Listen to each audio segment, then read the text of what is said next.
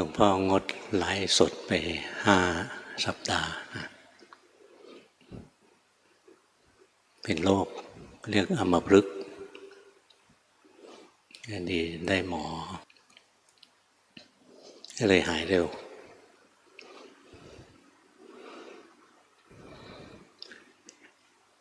ก่อนที่จะปิดวัดไปหลวงพ่อก็บอกพวกเราแล้วกรรมฐานนั้นต้องมีโอกาสทำต้องรีบทำช้าไม่ได้เพราะมารมันจะผจญมารที่ผจญมันก็ที่เห็นเลยนะก็คือตัวขันธมารไม่ได้เบียดเบียนพวกเราตรงๆมาเบียดเบียนทางหลวงพ่อแทนถ้าครูบาอาจารย์เจ็บป่วยแล้วเราจะไปเรียนที่ไหน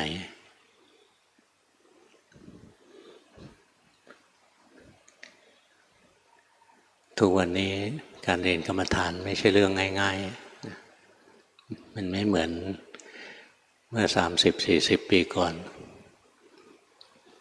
30-40 ปีก่อนครูบาอาจารย์เยอะแยะไปหมดเลยอย่างเราไปภาคอีสานนะตรงนี้ก็มีวัดครูบาอาจารย์นั่งรถไปอีกไม่ไกลก็มีอีกละเรียงกันเป็นแถวเลยตามถนนต่างๆแต่ละเส้นทางอย่างทางอีสานใต้มีตั้งแต่โคราชหลวงพ่อพุธไปทางบุรีรัมย์สุรินทร์บุรีรัมย์ก็มีหลวงปู่สุวัตอยู่สุรินทร์มีหลวงปู่ดูลหลวงปู่สามศรีสะเกษมีหลวงปู่หลวงมีถึงอุบลมีหลวงพ่อชาอยู่ทางอีสานขึ้นไปขอนแก่นแล้วจะเลี้ยวไปทางซ้ายนะก็มีหลวงปู่พังแล้วก็เส้นทางจากอุดรไปหนองบัวลำพูนะครูบาอาจารย์อยู่กันเยอะแยะเลยจากอุดรผ่านไปสกลไปนครพนมครูบาอาจารย์ก็เยอะแยะจากอุดรขึ้นไปหนองคายไปเมืองเลยก็มีครูบาอาจารย์อยู่เยอะแยะเลยสมัยนั้นหลวงพ่อไปเรียนกับครูบาอาจารย์ทีแรกก็เข้าไปหาหลวงปู่ดูลไปเรียนกับหลวงปู่ดูลรู้เรื่องหลวงพ่อก็ดูออกไปดูครูบาอาจารย์อื่นๆไปหาประสบการณ์อันนั้นเรามั่นใจแล้วเราไม่หลงทางแล้วไปครูบาอาจารย์แต่ละองค์ท่านก็สอนเหมือนกันบางองค์ก็สอนเรื่องพุทโธนะพุทโธแต่พุทโธไม่ใช่พุทโธให้ใจสงบเฉยๆนั้นตื้นเกินไปท่านสอนพุทโธให้เรารู้จิตตนเองสิ่งที่เรียกว่าพุทโธก็คือจิตของพวกเรานี่เองบางองค์ท่านสอนตรงไปตรงมาเนี่ยนะบอกพุทโธใจรู้พุทโธรู้ใจนะพุทโธเป็นสิ่งที่ใจเราไปรู้เข้าพุทโธแล้วเราก็รู้ทันใจเราเองตัวนี้ใช้ทำกับกรรมฐานอื่นก็ได้ทั้งหมดแล้วนะอย่างเราดูกายกายเป็นของถูกรู้ถูกดูนะจิตเป็นของเป็นผู้รู้ผู้ดูนะดูธรรมานาปานสติก็เห็นร่างกายหายใจจิตเป็นคนดูนะถ้าทำอิริยาบถร่างกายยืนเดินนั่งนอนจิตเป็นคนดูทำสัมปชัญญะร่างกายเคลื่อนไหวจิตเป็นคนดูอย่างนี้ขยับเนี้ยมันไม่ได้เปลี่ยนอิริยาบถอะไรยังนั่งอยู่นะร่างกายมันเคลื่อนไหวจิตเป็นคนดูนี่เรียกว่าเจริญสติปัฏฐานในสัมปชัญญะบัพพะหรือดูเวทนาความสุขความทุกข์ความไม่สุขไม่ทุกข์เกิดขึ้นในจิตหรือความสุขความทุกข์เกิดขึ้นในกายจิตเป็นคนดูนะ ดูจิตดูใจนะจิตเป็นกุศลจิตเป็นอกุศลจิตไม่ใช่กุศลไม่ใช่อกุศลก็จิตเป็นคนดูนะจิตดูจิตเข้าไปเรียนกับครูบาอาจารย์นะท่านก็มุ่งมาที่จิตทั้งนั้นเลยนะก็แต่ละองค์ท่านก็เป็นลูกศิษย์หลวงปู่มั่นที่หลวงพ่อไปเรียนด้วยส่วนใหญ่นะนอกสายหลวงปู่มั่นหลวงพ่อก็ไปนะอย่างหลวงปู่ครูบาพรหมจักรนะท่านก็สอนพุทโธเหมือนกันงั้นท่านที่ภาวนาดีภาวนาถูกนะธรรมะลงที่เดียวกันลงมาที่ใจนี่เองนะ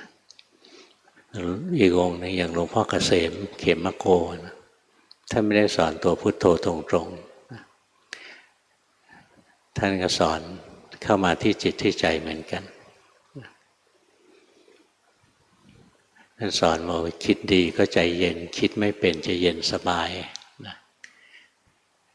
นี่ก็เรื่องของจิตเรื่องใจคิดดีก็คือคิดที่เป็นกุศลจิตใจก็ร่มเย็นมีความสุขคิดไม่เป็นจะนิพพานคิดไม่เป็นไม่ใช่แปลว่าคิดไม่รู้เรื่องคิดไม่เป็นหมายถึงว่าคิดแล้วมันไม่เป็นตัวเป็นตนขึ้นมาก็นิพพานเนี่ยครูบาอาจารย์แต่ละองค์นะบางทีสำนวนโวหารที่ท่านสอนนะแตกต่างกันแต่ใจความเนื้อหาสาระก็ตัดตรงเข้ามาที่จิตเหมือนกันหมดนะก็ส่วนใหญ่ท่านก็เป็นลูกศิษย์ทางหลวงปู่มั่นหลวงปู่มั่นบอกได้ใจก็ได้ธรรมไม่ได้ใจก็ไม่ได้ธรรมจิตกับใจก็อันเดียวกันเนี่ยทำงานคนละแง่คนละมุมอย่างหลวงปู่ดูลท่านก็สอนนะคิดเท่าไหร่ก็ไม่รู้หยุดคิดถึงรู้แต่ก็อาศัยคิดก็เรื่องจิตทั้งนั้นจิตเวลาทำกรรมฐานเบื้องต้นท่านก็สอนอย่าส่งจิตออกนอกอย่าส่งจิตออกนอกคือมีจิตที่ตั้งมั่นเป็นผู้รู้ผู้ดูนั่นคือตัวจิตผู้รู้พอมีจิตผู้รู้แล้วก็เจริญปัญญาจงทำญาณเห็นจิตให้เหมือนตาเห็นรูปมีญาณมีปัญญาเห็นจิตใจเราทำงานไปเหมือนลูกตาเราเนี่ยไปเห็นรูปตาเราไปบังคับรูปไม่ได้รูปเป็นยังไงตาก็เห็นอย่างนั้นจิตนี่ก็เหมือนกันมันทำงานไปเราบังคับมันไม่ได้อย่าไปบังคับมันแล้วมันเป็นยังไงเราก็เห็นไปอย่างนั้นครูบาอาจารย์สอนงั้นมันเป็นเรื่องของจิตเรื่องของใจทั้งนั้นเลยยุคแรกๆหลวงพ่อสอนเรื่องให้ดูจิตดูจิตนั้นคนหัวเราะนะบางทีว่าทำไมไม่ดูกายก่อนการดูจิตดูใจมันจะทำให้เราได้สมาธิที่ถูกต้องการดูจิตในเบื้องต้นจะได้สมถะไม่ว่าจะทำกรรมฐานอะไรก็ทิ้งจิตไม่ได้นะจะพุทโธหรือจะดูกายอะไรมันก็ทิ้งจิตไม่ได้มีจิตเป็นคนดูนะนี่ถ้าจับหลักไม่ได้นะบางทีก็ไปพุทโธพุทโธไปก็น้อมใจให้เสื่องซึมให้นิ่งๆอะไรเงี้ยมันไม่ได้แก่นสารสาระของการปฏิบัติไม่ได้จิต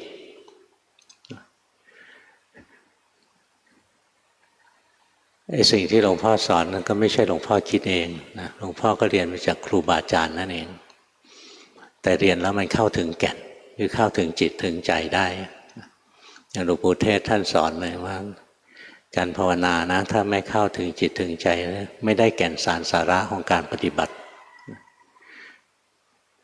งั้นที่หลวงพ่อไปเรียนจากหลวงปู่ดูลนะท่านตัดเข้ามาที่จิตเลยแต่ไม่ใช่ท่านสอนทุกคนเข้ามาที่จิต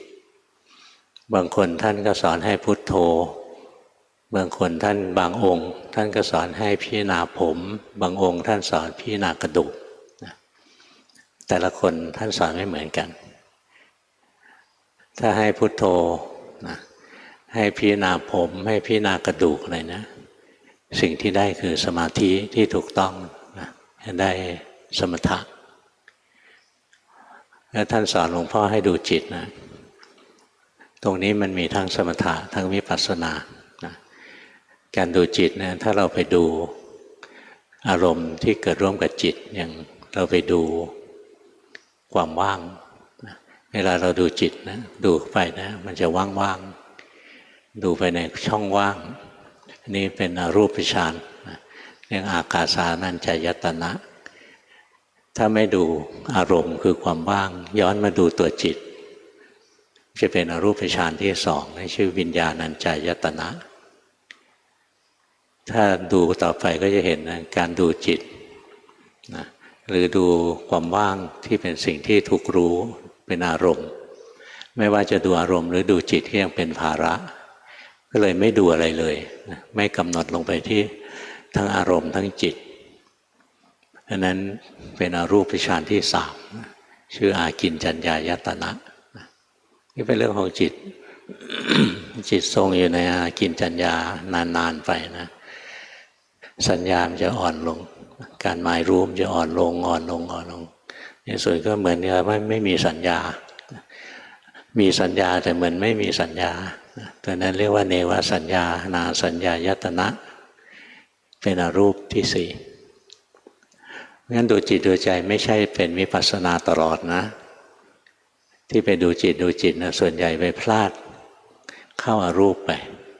กลายเป็นสมถะนี่ที่หลวงปู่ดูลท่านสอนหลวงพ่อท่านไม่ได้มุ่งมาตรงนี้แต่หลวงพ่อทำทีแรก3 เดือนแรกทำผิดมันไหลไปเข้าช่องนี้นะไหลไปช่องไปอยู่ความว่างรู้สึกอยู่เฉยๆว่างๆไปส่งกันบ้านท่านบอกทำผิดแล้วนะอันนี้เป็นการแทรกแซงอาการของจิตมีหน้าที่คิดนึกปรุงแต่งไปทำจนมันไม่คิดไม่นึกไม่ปรุงไม่แต่งเหลือแต่รู้อยู่เฉยๆนั่นเป็นสมถะท่านไม่ได้สอนละเอียดอย่างเงี้ยท่านพูดคำเดียวมันผิดแล้วไปทำใหม่ไปดูใหม่ให้ไปดูไม่ใช่ให้ไปทำตรงที่ไปดูจิตนะก็ได้เห็นนะจิตเดี๋ยวก็สุขเดี๋ยวก็ทุกข์เดี๋ยวก็ดีเดี๋ยวก็ร้ายเดี๋ยวโลภเดี๋ยวโกรธเดี๋ยวหลงเนี่ยเห็นจิตมันหมุนเวียนเปลี่ยนแปลงอยู่ตลอดเวลาเดี๋ยวก็หลงไปดูเดี๋ยวก็หลงไปฟังเดี๋ยวก็หลงไปดมกลิ่นเดี๋ยวก็หลงไปลิ้มรสเดี๋ยวก็หลงไปรู้สัมผัสทางกายเดี๋ยวก็หลงไปคิดนึกทางใจเนี่ยหลงบางทีก็หลงไปเพ่งหลงทางใจมี2 งานใหญ่ๆหลงไปในโลกของความคิดหลงเข้าไปเพ่งอารมณ์กรรมฐานนิ่งๆอยู่พอเฝ้ารู้เฝ้าดูไปนะก็จะเริ่มเห็นนะสุขก็ไม่เที่ยงทุกข์ก็ไม่เที่ยงดีก็ไม่เที่ยงโลภโกรธหลงก็ไม่เที่ยงจิตทุกชนิดไม่เที่ยงจิตรู้ก็ไม่เที่ยงจิตหลงก็ไม่เที่ยงจิตรู้ก็ไม่เที่ยงจิตเพ่งก็ไม่เที่ยงจิตไปดูก็ไม่เที่ยงจิตที่ทำหน้าที่ฟังก็ไม่เที่ยงจิตที่ทำหน้าที่รู้กลิ่นก็ไม่เที่ยงจิตที่รู้รสก็ไม่เที่ยงจิตที่รู้สัมผัสทางกายก็ไม่เที่ยงจิตที่ทำงานทางใจคิดนึกไปหรือไปเพ่งก็ไม่เที่ยงเนี่ยเฝ้ารู้เฝ้าดูจิตนั้นก็จะเห็นเลยว่าทุกสิ่งที่จิตไปรู้เข้าล้วนแต่เป็นของไม่เที่ยงอยู่ชั่วคราวแล้วก็ดับสลายไปแล้วก็เห็นลึกลงไปอีกชั้นหนึ่งทุกสิ่งทุกอย่างนั้นเราบังคับไม่ได้จิตจะสุขก็สั่งไม่ได้จิตจะทุกข์ก็ห้ามไม่ได้จิตจะดีก็ทำขึ้นมาไม่ได้ทำขึ้นมาแล้วรักษามีขึ้นมาแล้วรักษาไว้ก็ไม่ได้นี่จิตจะชั่วไม่ได้เจตนาจะชั่วมันก็ชั่วได้เองโลภโกรธหลงได้เองมันชั่วแล้วนะจะสั่งให้มันหายไปมันก็ไม่หายก็ไม่หายมันเป็นอนัตตานะเนี่ยเวลาดูจิตดูใจดูนามธรรมเนี่ยตัวที่เด่นชัดนะคือตัวอนิจจังอนัตตางั้นเวลาในพระสูตรจะมีมีการตัดพระสูตรนี้เอามาเป็นบทสวดมนต์ที่บทธรรมวัดเช้านั่นจะขึ้นรูปังอนิจจังรูปไม่เที่ยงเวทนาอนิจจาสัญญาอนิจจาสังขารานิจจาวิญญาณังอนิจจังแล้วก็โดดขึ้นไปรูปังอนัตตาเลยนะเห็นไหมไม่มีรูปังทุกขังนะไม่มีเวทนาทุกขังนะไม่ได้มีจากอนิจจังท่านโดดขึ้นอนัตตาเลยพ ราะการดูขันธ์ห้าเนี่ยเหมาะกับพวกที่ดูจิตใจนะเหมาะกับพวกที่ถนัดที่จะดูนามธรรม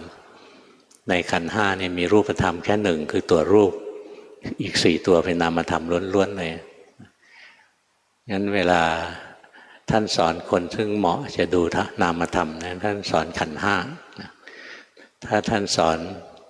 พวกที่ควรจะดูรูปธรรมนะอย่างท่านสอนชดิน3พี่น้องกับบริวารอีก1,000นะท่านสอนเข้ามาที่ตัวอายตนะ6นะรูปเป็นของร้อนนะตาเป็นของร้อนหูเป็นของร้อนจมูกลิ้นกายเป็นของร้อนนี่เป็นตัวรูปทั้งนั้นเลยมีนามธรรมตัวเดียวคือใจเป็นของร้อนร้อนด้วยอะไรร้อนด้วยไฟไฟคือราคะไฟคือโทสะไฟคือโมหะเนี่ยเราจะเห็นนะอายตนะทั้งหลายนะถูกแผดเผาให้เร่าร้อนด้วยกิเลสมีแต่ทุกข์นะตัวที่เด่นสำหรับพวกที่ดูถนัดทางกายนะคือตัวทุกข์กับตัวอนัตตาพวกที่ถนัดนามธรรมนะจะเห็นอนิจจังอนัตตาง่ายแต่ไม่ใช่ว่าดูจิตดูใจแล้วไม่เห็นทุกขังนะไม่ใช่นะอย่างเวลาภาวนาเนี่ยนะบางท่านเวลาภาวนานะท่านเห็นจิตมันเป็นตัวทุกข์นะอันนี้สำหรับท่านที่ท่านเล่นฌานมากๆนะสมาธิท่านมากๆเวลาท่านจะแตกหักเนี่ยท่านจะแตกหักด้วยการเห็นทุกข์นะเรียกอัปปนิหิตาวิโมกข์หลุดพ้นด้วยการเห็นทุกข์งั้นเวลาดูจิตดูใจนะเราต้องดูของเราไปอย่างนี้เห็นแต่เกิดดับเกิดดับนะเวลามันจะตัดสินความรู้เนี่ยบางทีมันตัดสินด้วยช่องของอนิจจังเรียกว่าอ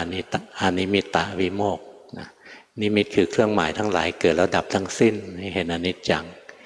นะบางท่านที่ท่านชำนาญในสมาธินะท่านจะหลุดพ้นด้วยอปนิหิตาวิโมกข์จะหลุดพ้นด้วยการเห็นทุกข์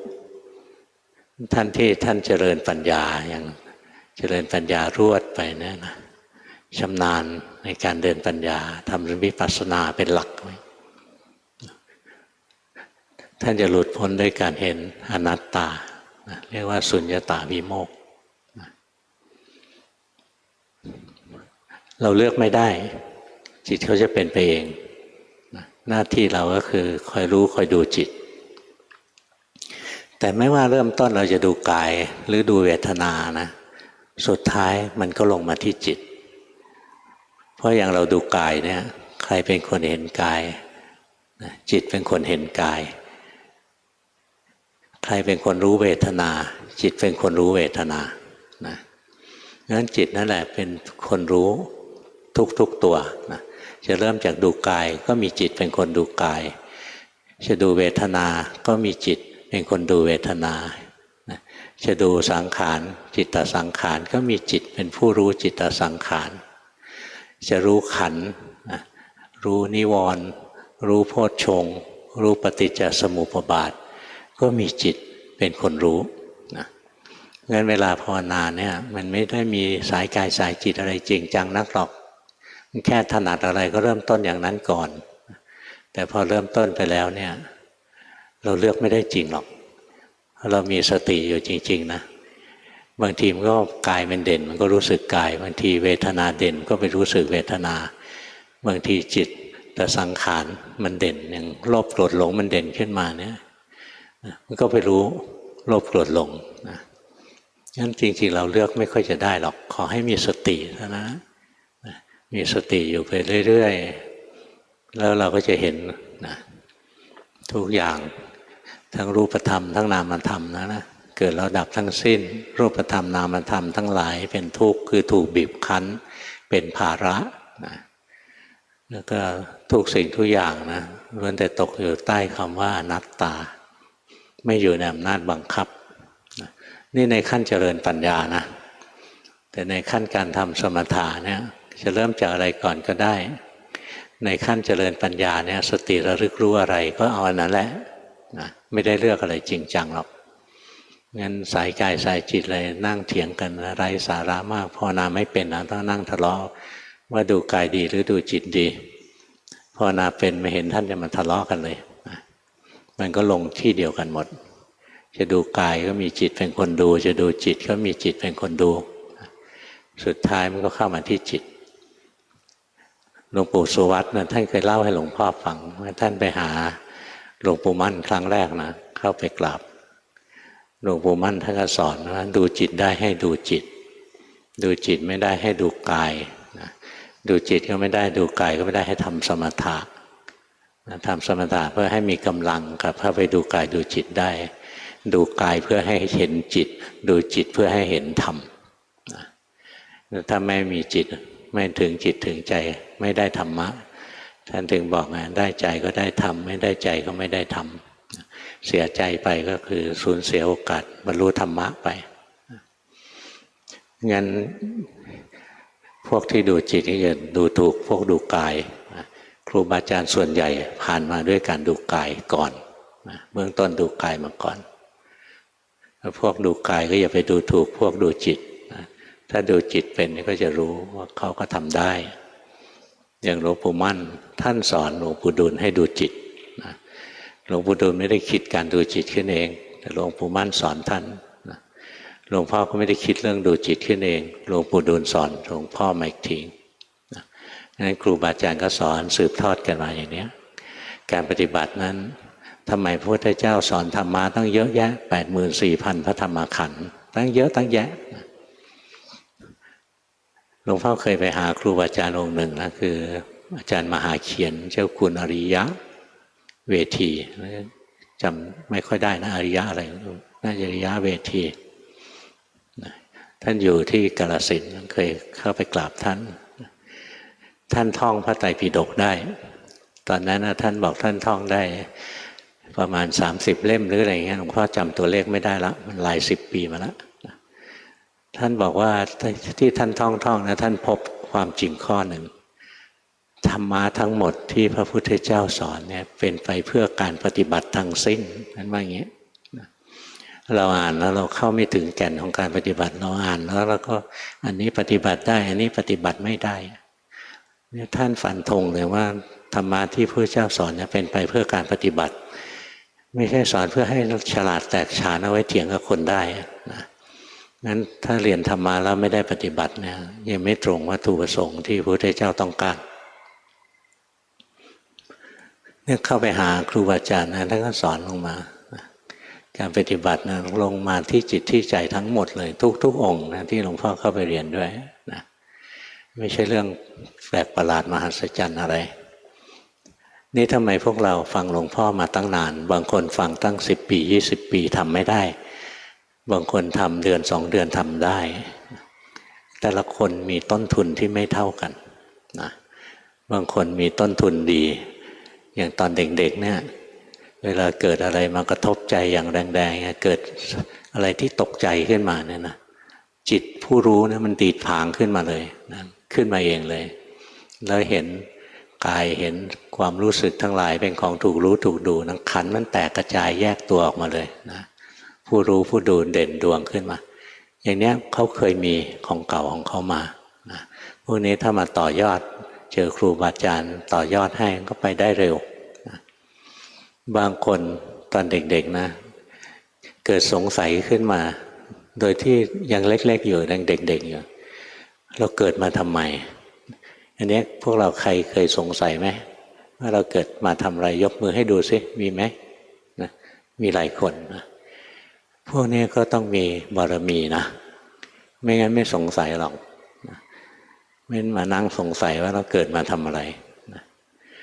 งั้นสิ่งเหล่านี้บางคนเขามีต้นทุนนะแล้วเขาเจอครูบาอาจารย์เขาต่อยอดได้ด้วยความภาคเพียรเขาก็ได้ผลเร็วหลวงพ่อพูดนี่มันหลายเงื่อนไขนะมีกรรมเก่าที่ดีนะมีบุพกรรมที่ดีมีต้นทุนสูงนะ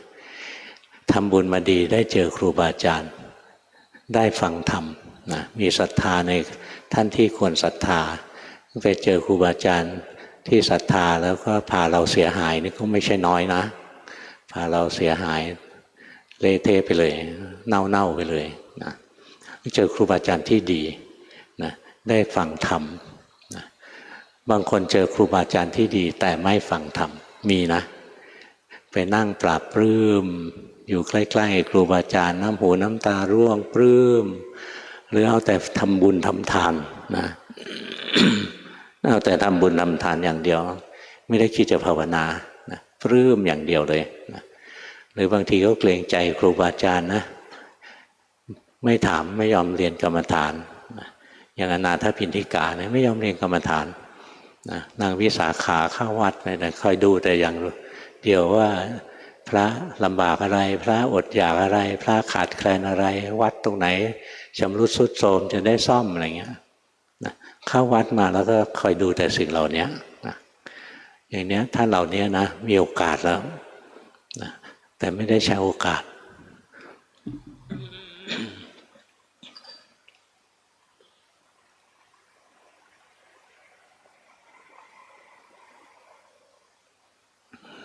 เหมือนพวกเราบางคนจำนวนมากเลยไปวัดครูบาอาจารย์นะไม่ได้คิดเรื่องภาวนานะเป็นหลักคิดว่าเดี๋ยวจะไปทำบุญกับท่านจะได้บุญเยอะนะชาติหน้าจะได้รวยอะไรเงี้ยเนี่ยไอ้เข้าวัดแบบเนี้ยมันดีไหมมันก็ดีแต่มันดีน้อยไปหน่อยนะเรียกว่าไปเจอของวิเศษแล้วก็ทอดทิ้งซะไปเอาของซึ่งไม่ค่อยสำคัญหลวงพ่อไปหาครูบาอาจารย์นะเรื่องอื่นไม่เอาเลยนะหลวงพ่อมุ่งไปที่กรรมฐานอย่างเดียวเลยแต่เข้าไปหาหลวงปู่ดุลไปหาหลวงพ่อพุธไปหาหลวงปู่เทศอะไรเนี่ยมุ่งไปที่กรรมฐานส่วนบุญทานอะไรนั้นก็ทำเท่าที่เราทำไหวนะทำแล้วก็ไม่ได้แช่มชื่นใจอะไรนักหนาหรอกนะได้ใส่บาตรท่านนะบางคนนะไปใส่บาตรครูบาอาจารย์ก็ปลื้มน้ำหูน้ำตาร่วงหลวงพ่อใส่ไปอย่างนั้นนะเป็นกิริยาเท่านั้นเองนะเฉยๆแล้วเราเจอของที่ดีกว่านั้นแล้วคือธรรมะนะนึกถึงธรรมะแล้วก็ใจมันก็ปรับปลื้มมีความสุขนะนี่คนละระดับกันนะคนละระดับกันงั้นอย่างหลวงพ่อเข้าหาครูบาอาจารย์เนี่ยมุ่งไปขอธรรมะจากท่านขอวิธีปฏิบัติแล้วลงมือปฏิบัตินะปฏิบัติให้เต็มที่เลยงั้นอย่างถ้าเรานะมีต้นทุนเดิมดีนะส่งผลมาได้เจอครูบาอาจารย์เจอครูบาอาจารย์แล้วตั้งใจฟังธรรมเพื่อการปฏิบัติอันนี้ถึงเรียกว่าเราคุ้มพอรู้วิธีปฏิบัติแล้วถึงตัวสุดท้ายเลยนะทำความเพียรให้เต็มที่ไม่ใช่นานๆทำทีอย่างพวกเรามาเรียนกับหลวงพ่อนะบางคนนะตั้งเป็น10 ปี20 ปีนะมันไม่ได้อะไรเลยมันได้แต่ทำบุญทำทานก็มีไม่ใช่ไม่มีนะ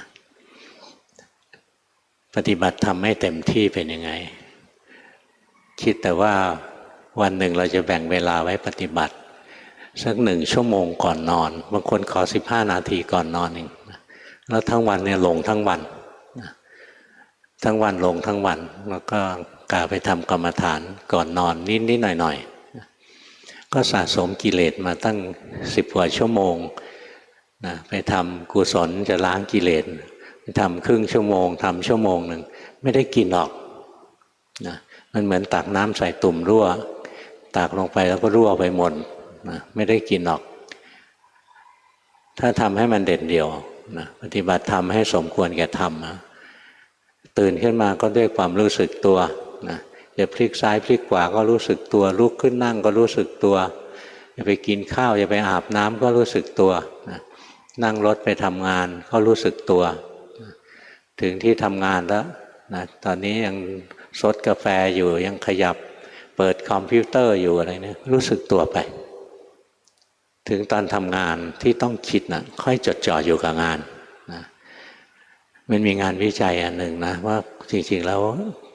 คนที่ทำงานนะไม่ได้ทำงานความคิดนะไม่ได้คิดตลอดหรอกจิตจะทะเลถลายไปทำเรื่องอื่นนะเยอะเลยเยอะกว่าที่ทำงานชั่วโมงที่ทำงานที่ต้องคิดจริงๆสั้นนิดเดียวเวลาส่วนใหญ่ที่บอกว่าเราทำงานวันละ8 ชั่วโมง จริงๆไม่ถึงใจลอยไปซะเยอะเลยนะงั้นถ้าเราเอาเวลาที่จะใจลอยเล่นนะมารู้สึกรู้มีสติอยู่นะเราจะปฏิบัติได้เยอะแยะเลยวันหนึ่งนะอย่างหลวงพ่อนะทำงานเนี่ยลุกจากโต๊ะทำงานนะเดินไปฉี่เนี่ยหลวงพ่อปฏิบัติตลอดนะตอนลุกขึ้นมาจากโต๊ะทำงานนะหัวยังหมุนอยู่คิดงานมามากอ่านหนังสืออ่านข้อมูลเยอะนะหัวยังเวียนหัวอยู่ดูจิตไม่รู้เรื่องไม่ดูก็ดูกายเห็นร่างกายมันเดินไปห้องน้ำนะไปยืนฉี่อยู่นะเป็นฆราวาสเราก็ยืนฉี่ได้นะพอยืนฉี่เสร็จเนี่ยนะดูจิตได้แล้วนะออกจากห้องน้ำนะมันสบายใจ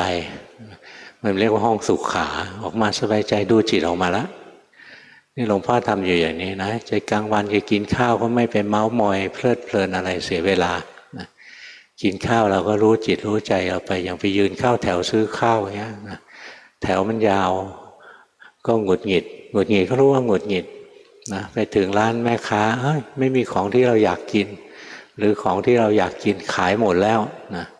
หงุดหงิดขึ้นมาอีกแล้วก็รู้ว่าหงุดหงิดนี่คือการปฏิบัตินะปฏิบัติอย่างนี้ทำอย่างนี้ตลอดเลยยกเว้นตอนที่ทำงานที่ต้องคิดกับตอนที่นอนหลับนอกนั้นรู้สึกอย่างนี้ตลอดเลยตกเย็นกลับบ้านนะเหนื่อยเต็มทีแล้วนะไม่สามารถที่จะปฏิบัติได้หลวงพ่ออ่านการ์ตูนเด็กนะอ่านขายหัวเราะอ่านอะไรพวกนี้อ่านแล้วก็นั่งหัวเราะไปสักพักหนึ่งนะใจก็ผ่อนคลายมีความสุขจนเวลาขำเนี่ยมันเห็นเลยใจที่ขำมันพุ่งขึ้นมาผุดขึ้นมาจากกลางอกนะความรู้สึกขำเนี่ยผุดขึ้นมานี่ปฏิบัติแล้วนะการอ่านการ์ตูนคือการทำสมถะเสร็จแล้วก็ลงมือปฏิบัติได้เลยหลวงพ่อภาวนาเนี่ยนะต้นทุนก็มีนะคิดว่ามีนะตอนเด็กๆตัวรู้มันเคยผุดขึ้นมาเจอครูบาอาจารย์สนใจที่จะฟังธรรมไม่ใช่สนใจทำบุญอย่างเดียวนะสนใจที่จะฟังธรรมรู้หลักแล้วหลวงพ่อมาปฏิบัติเนี่ยเงื่อนไขเหล่านี้หลวงพ่อทำอยู่ในสิ่งเหล่านี้พวกเราที่บอกเป็นลูกศิษย์หลวงพ่อประโมทเป็นลูกศิษย์หลวงพ่อประโมทนะทำอย่างหลวงพ่อหรือเปล่าถ้าพวกเราทำอย่างหลวงพ่อนะมันต้องได้อะไรบ้างนะสมมติว่าต้นทุนเดิมไม่มีเป็นไปได้ไหมที่ต้นทุนเดิมไม่มีแล้วมีโอกาสมานั่งฟังธรรมไม่มีหรอกถ้าไม่มีต้นทุนเลยเนี่ยนะไม่ได้ฟังธรรมหรอกนะไม่ได้เจอพระหรอกนะไม่จะเจอมารเจออะไรไปงั้นพวกเราแต่ละคนเนี่ยถือว่ามีต้นทุนมาแล้วคนในโลกมีตั้งกี่พันล้านคนที่สนใจธรรมะมีกี่คนนะแล้วคนที่สนใจธรรมะเข้าวัดมาเนี่ยมาเพื่อฟังธรรมมีสักกี่คนส่วนใหญ่มาทำบุญที่มากกว่าทำบุญก็คือไปหาความเฮงไปหาเลขหาเบอร์หาหวยหาโชคลาภนะไปขอพรนะไม่สบายก็ไปขอพรหลวงพ่อโสธรให้ช่วยนะไปขอหมอนะไม่สบายอย่างหลวงพ่อนะหมอช่วยกันดูแลเยอะช่วงที่ไม่สบายเนี่ยนะงั้นเราเข้าวัดมาเอาธรรมะไปเอาธรรมะไปเพื่อลงมือปฏิบัติแล้วปฏิบัติให้เต็มที่ตั้งแต่ตื่นจนหลับยกเว้นเวลาทำงานที่ต้องคิดกับเวลานอนหลับแล้วถ้าเราปฏิบัติให้มากพอนะตอนหลับนะเวลาฝันร้ายขึ้นมานะสติจะเกิดในฝันนะสติจะเกิดได้เองหรือถ้าเราชำนาญในการปฏิบัติมีสติจริงๆนะนอนหลับอยู่นะเราจะพลิกซ้ายพลิกขวาเนี่ยรู้ตัวตลอดเลยแต่ไม่ตื่นนะจะเห็นร่างกายมันพลิกเพลิกอะไรเนี่ยรู้ตลอดได้นะงั้นเราพยายามฝึกธรรมะให้สมควรแก่ธรรมนะเราจะได้ไม่โทษว่าธรรมะของพระพุทธเจ้าไม่ดีจริงลงมือปฏิบัติตั้งนานแล้วยังไม่ได้ผลอะไร